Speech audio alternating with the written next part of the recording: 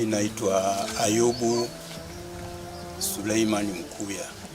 Niko hapa kwa ajili ya kutoa shida yetu ya maji katika eneo letu hili la Ihanga. Tuna shida kubwa ya maji.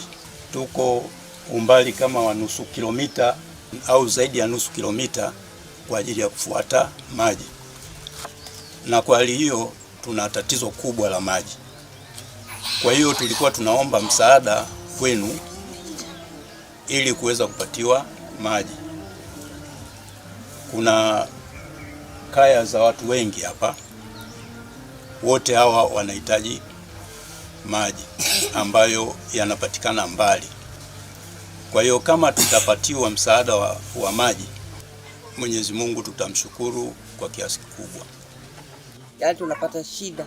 Mzee kama mimi tunahangaika, tunaenda mpaka Kiongozi kuchota maji. Tunarudi mpaka saa 5, saa 6. Maji hakuna. Tunapata shida.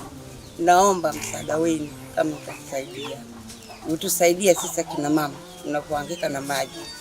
Shida za maji. Tunaomba mtusaidie. Maji tunapata shida. Na watoto mgongoni. Tunatoka mbali. Watoto wanalia njaa njiani humu.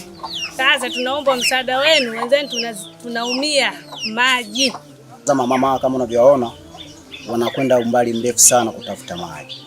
Naam, barakallahu fikum wa hadhihi mimma sami'tum, nas'alullaha subhanahu wa ta'ala an yuthabbita qulubakum ala taqwa. اليوم تاريخ 25/2024. تقبل الله أعمالكم والحمد لله رب العالمين.